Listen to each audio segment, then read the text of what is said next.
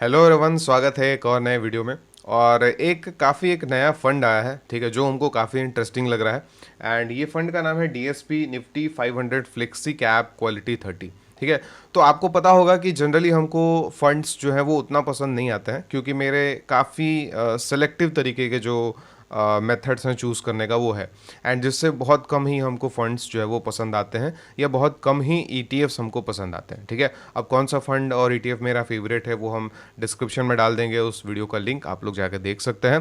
But हम लोग आज के वीडियो में डीएसपी का जो एक न्यू फंड है उसमें हम लोग डिस्कस करने वाले हैं, क्यों ये मेरे लिए इंटरेस्टिंग जो है वो लग रहा है। अब नाम से आपको समझ आ रहा होगा कि Nifty 500 flexi cap quality 30 index fund है। एक्टिव म्यूचुअल फंड्स होते हैं ना, एक्टिव म्यूचुअल फंड्स का एक डीमेरिट क्या होता है कि 100 मान लीजिए कि 100 म्यूचुअल फंड्स हैं, 5 साल के ड्यूरेशन में अगर आप देखेंगे तो 100 में से मोर देन 90% जो म्यूचुअल फंड्स हैं वो इंडेक्स फंड्स को बीट नहीं कर पाती हैं, या ईटीएफ्स के उसको बीट नहीं कर पाती हैं। तो इस रीज़न से हम थोड़ा सा आप बोल सकते हैं कि हम ज़्यादा प्रेफर करते हैं कि हम इंडेक्स फंड में जाएं, ईटीएफ में जाएं, या एक और म्यूचुअल फंड है उसको हम लोग चूज़ करें। वो वीडियो में बताए हैं, एक डिस्क्रिप्शन में डाल देंगे, वो देख लीजिएगा। तो इसको अट्रैक्शन तो इसमें हम अट्रैक्ट इसीलिए हुए हैं क्योंकि ये इंडेक्स फंड है, पहला चीज़। अब ये इंडेक्स फंड है बट ये बहुत अच्छा काम कर रहा है। ठीक है। अब यहाँ से आपको एक फ्लेक्सी कैप जो है वो आपको समझ आ रहा होगा। फ्लेक्सी कैप का क्या मतलब है? ठीक है, सिंपल अगर हम आपको बताएं तो फ्लेक्सी कैप का ये मतलब होता है कि ये लार्ज कैप में भी काम करेगा, मिड कैप में भी करेगा, एंड स्मॉल कैप में भी करेगा। तो ये तीनों जो है वो तीनों कैप्स में ये काम करता है। इसका मतलब हमारा इस पर्टिकुलर ईटीएफ में या फंड में सेफ्टी भी रहेगा due to large caps, and growth भी रहेगा due to mid cap and small cap. तो ये काफ़ी बैलेंस जो है वो रहेगा। प्लस 30 स्टॉक्स हैं, तो जनरली 50 स्टॉक्स के जो पोर्टफोलियो होते हैं वो बहुत अच्छा करते हैं। ठीक है। बट 30 वाले भी ऑलमोस्ट सेम ही करते हैं, तो ज़्यादा डिफरेंस नहीं आता है। ठीक है। जैसे आपको पता होगा हमको अल्फ़ा पसंद है, तो अल्फ़ा इसीलिए पसंद है क्योंकि उसमें 50 स्टॉक्स हैं एंड वो जनरली बेटर परफॉर्म करता है। अब इसमें 30 स्टॉक्स हैं। अब मेन रीज़न ये है ना मेरे सेलेक्ट करने का, कि कोई भी इंडेक्स फंड में एक रूल होता है। जैसे मान लीजिए कि हम एक म्यूचुअल फंड चला रहे हैं, उस म्यूचुअल फंड में हमको कोई स्टॉक अच्छा लग रहा है, हम फंड मैनेजर हैं, हमको अच्छा लग रहा है। ठीक है। अब कोई भी रीज़न हो सकता है, टेक्निकल, फंडामेंटल, कुछ भी हो सकता है। ठीक है। तो हम उस स्टॉक को बाई कर लिए एंड होल्ड कर लिए, एंड हो सकता है कि वो स्टॉक 4 साल 5 साल ना चले। ठीक है। एंड हम उसमें गलत हो गए, बिल्कुल पॉसिबल है। तो ये सारी चीज़ें होती हैं, इसी रीज़न से 90% म्यूचुअल फंड्स 5 साल के पीरियड में इंडेक्स फंड को बीट नहीं कर पाती। ठीक है। अब कौन सा बीट करेंगी ये हमको नहीं पता है। ठीक है। और ये चीज़ हमको नहीं पता है, तो आप जो 10% सक्सेस करेंगी उन्हीं में से चूज़ करें। इसका क्या चांसेस है? बहुत कम चांसेस है। इसीलिए हम जो एग्रेसिव इंडेक्स फंड्स हैं, जैसे अल्फा हो गया, ये हो गया, ये ज़्यादा हमको पसंद है, क्योंकि म्यूचुअल फंड से ज़्यादा रिटर्न दे देता है अल्फा। एंड वो ईटीएफ है, तो उसमें एक रूल बना हुआ है कि किस बेसिस पे उसमें स्टॉक जो है वो सेलेक्ट होगा। ठीक है।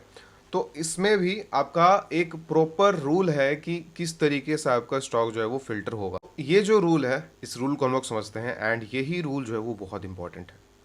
तो पहले हम लोग देखते हैं इसका ईओएम है 62 करोड़, बहुत अभी छोटा है क्योंकि ये जस्ट नया आया है, सितंबर में ही आया है। इनके स्टॉक्स के बारे में बात करें, एलोकेशन के बारे में बात करें, तो आईटी में सबसे ज़्यादा है। आईटी अच्छा नहीं कर रहा है बट फिर भी आईटी में ज़्यादा है। ठीक है। तो थोड़ा सा कॉन्ट्रेरियन है बट अच्छा है मेरे हिसाब से। उसके बाद हमारा कंज्यूमर में है, फाइनेंशियल में है, इंडस्ट्रियल, यूटिलिटीज़। ठीक है। तो काफ़ी अच्छा एलोकेशन है। प्लस इसमें एक और चीज़ है कि किसी भी स्टॉक में 3% से कम एलोकेशन नहीं होगा, क्योंकि ये 30 स्टॉक्स जो बाई करते हैं ना, वो 30 को बराबर वेटेज जो है वो देते हैं। ठीक है। अब इसमें दिमाग नहीं लगाना होता है कि किसमें कम देना है, किसको ज़्यादा देना है। तो इस तरीके के ये सारे स्टॉक्स इनका है। ठीक है। स्टॉक्स का सिलेक्शन काफ़ी अच्छा है। ठीक है। स्टॉक्स का सिलेक्शन हमको अच्छा लगा। अब इसमें हम लोग थोड़ा सा समझते हैं कि ये काम कैसे करता है। तो इसका जो यूनिवर्स है वो आपको पता है, 500 स्टॉक्स है, निफ्टी 500। एंड निफ्टी 500 का जो स्टॉक है, किसी को लग सकता है कि बहुत छोटा है, बट छोटा नहीं है। निफ्टी 500 का जो सबसे लोएस्ट कंपनी है वो 4,000 करोड़ का है। तो मतलब 4,000 से लेके जितने भी ऊपर हैं वो सारे स्टॉक्स जो है वो इसमें आ रहे हैं, एंड बाकी के स्टॉक्स 4,000 से नीचे हैं, जो रिमेनिंग 3,000 स्टॉक्स हैं एनएससी में, उनको हम अगर बोल रहे हैं तो पहला स्टेप इनका ये है कि पहले ये क्वालिटी स्टॉक्स को फिल्टर करते हैं, ठीक है। अब क्वालिटी स्टॉक्स कहने का मतलब कि ये टॉप क्वालिटी स्टॉक्स को फिल्टर करते हैं बेस्ड ऑन हाई आरओई, ठीक है, और लो डेट और स्टेबल अर्निंग्स, ठीक है। तो इसका मतलब बात करें कि जैसे ही आप स्क्रीनर पे आते हैं तो मान लीजिए कि हम स्क्रीनर पे आते हैं एंड ये कोई भी स्टॉक जो है ये जो चूज किए होंगे, हाई आरओई का मतलब है कि रिटर्न ऑन इक्विटी जो है वो इसका हाई होना चाहिए, तो 20 के आसपास है, काफ़ी अच्छा होता है। आरओसी आरओई हाई जो है वो काफ़ी अच्छा होता है। इसका मतलब ये होता है कि ये पर्टिकुलर कंपनी अपने पैसे को अच्छे से यूटिलाइज कर पा रहा है एंड जितना वो पैसा लगा रहा है उसको 20% जो है वो कमा रहा है, ठीक है। एक मोटा मोटा हम आपको बताए, तो इसको डिटेल में समझाएंगे तो थोड़ा सा लंबा हो जाएगा, बट मोटा मोटा आप लोग समझिए। अब इसमें लो डेट होना चाहिए, ठीक है। तो डेट के लिए हम लोग डेट टू इक्विटी जो है वो रेशियो यहाँ पे देख लेते हैं एंड डेट 27 करोड़ का है एंड इक्विटी का बात करें तो इक्विटी है हमारा बहुत अच्छा, ठीक है, 3400 करोड़ का। तो ये जो कंपनी है ना ये फंडामेंटल वाइज जो है ना काफ़ी डिसेंट है, ठीक है। अब ये स्टॉक जो है वो बहुत पहले से इनके पास हो सकता है एंड ये काफ़ी अच्छा रैली ये भी दे चुका है, तो ये सबसे हमको मतलब नहीं है। हमको ये मतलब है कि ये सिलेक्शन कैसे कर रहे हैं और स्टेबल अर्निंग होना चाहिए। मतलब इस कंपनी का जो कमाई है ना ये स्टेबल होना चाहिए। अब स्टेबल अर्निंग को डिफाइन करने के लिए हम लोग एक चीज़ का यूज़ करते हैं, वो होता है मार्जिन। अगर किसी भी कंपनी का मार्जिन स्टेबल होता है तो वो ऑटोमेटिकली उसका अर्निंग जो है वो स्टेबल हो जाएगा, और किसी कंपनी का मार्जिन अगर स्टेबल नहीं होता है तो ऑटोमेटिकली उसका अर्निंग जो है वो स्टेबल नहीं होता है। तो ये लोग मार्जिन के बेसिस पे स्टेबल अर्निंग जो है वो डिफाइन करते होंगे या थोड़ा बहुत प्रॉफिट भी देख लेते होंगे। तो ये सारे क्राइटेरिया में जो है वो फिट कर रहा है एंड उसके बाद इनका जो प्रोसेस ये होता है कि निफ्टी 100 में से 30 स्टॉक जो है वो लार्ज कैप का चूज करते हैं, निफ्टी 150 स्टॉक्स में से मिड कैप का 50 स्टॉक चूज करते हैं एंड स्मॉल कैप में से 50 चूज करते हैं, ठीक है।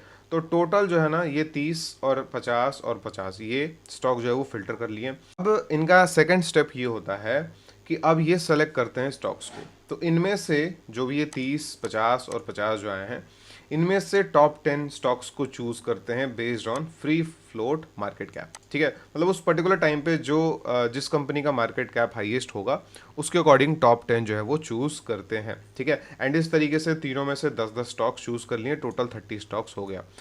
अब इसमें आप अगर देखेंगे तो इसमें कोई भी हमारा इमोशन ऐड नहीं हो रहा है, ठीक है। जो भी कंपनी इस रूल में बैठेगा उसको हम लोग बाई कर लेंगे, ठीक है। तो ये प्रॉपर एक रूल बेस्ड है एंड आपको पता होगा कि हम लोग trading and investing proper rule based ही करते हैं। अगर आप वीडियोस हमारे पुराने देखते हैं तो नहीं देखे हैं तो देखिए क्या कर रहे हैं, ठीक है। तो रूल बेस्ड जो है ना वो काफ़ी हमको अट्रैक्ट करती है एंड इसी रीज़न से ये फंड जो है वो हमको अट्रैक्ट किया। उसके बाद एलोकेशन जो है वो यहाँ पे ये बहुत इंपॉर्टेंट चीज़ है कि एलोकेशन जो है ना वो large mid plus small changes with market momentum, ठीक है। तो इसका मतलब ये है कि इनका जो एलोकेशन है ना वो चेंज होता रहता है, ठीक है। मतलब कभी ये लार्ज कैप में ज़्यादा रख देते हैं, कभी ये स्मॉल कैप मिड कैप में ज़्यादा रख देते हैं। अब ये डिफाइन कैसे करते हैं तो हम आपको ट्रेडिंग व्यू पे आके थोड़ा सा समझाते हैं कि अब इसमें फॉर्मूला जो है ना वो थोड़ा सा आप समझिएगा, ठीक है। तो उसमें हम लोग क्या किए हैं कि जो एस एम आई डी का मतलब ये है कि एस एम आई डी मतलब स्मॉल एंड मिड कैप, ठीक है, एंड लार्ज कैप मतलब निफ्टी 50। तो small cap and mid cap का एडिशन, ठीक है, मतलब small cap and mid cap को ऐड करके अगर उसको डिवाइड किया जाए निफ्टी से, ठीक है, तो ये हमको चार्ट निकल के आता है। अब इस चार्ट में 200 ईएमए के ऊपर अगर प्राइस रहता है तो उस केस में हम लोगों को small cap and mid cap में 67% एलोकेशन रहेगा एंड 33% लार्ज कैप में रहेगा। बट अगर ये जो चार्ट है इसमें 200 ईएमए के नीचे रहता है प्राइस, ठीक है, जब हमको रीबैलेंसिंग करना होता है वो आपको बताएंगे। जब रीबैलेंसिंग के टाइम पे जब 200 के नीचे रहता है तो उस टाइम पे हम लोगों को लार्ज कैप में 67% एंड 33% स्मॉल मिड कैप में।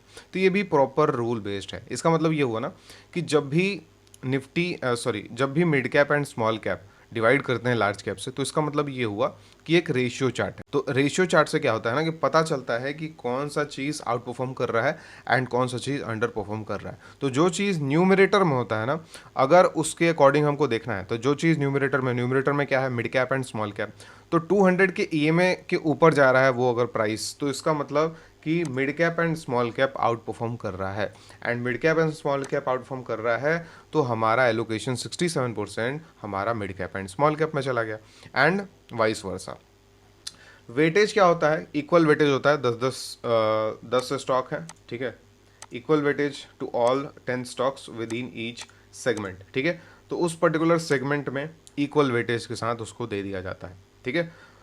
तो अगर हम इसमें बात करें रीबैलेंसिंग कब होता है, तो रिकॉन्स्टिट्यूशन होता है सेमी एनुअल, मतलब जून में और दिसंबर में, एंड क्वार्टरली होता है मार्च, जून, सितंबर और दिसंबर में। मतलब मार्च में जिस दिन रीबैलेंसिंग होने वाला है उस दिन ये लोग चेक करते हैं कि 200 ईएमए के नीचे है या ऊपर है। अगर नीचे है तो लार्ज कैप में एलोकेशन ये बढ़ा देते हैं, अगर ऊपर है तो स्मॉल कैप मिड कैप में एलोकेशन बढ़ा देते हैं। इस तरीके से क्वार्टरली जो है वो रीबैलेंसिंग होते रहता है, एंड प्रॉपर रूल्स के साथ इसमें हम लोग ट्रेड करते हैं।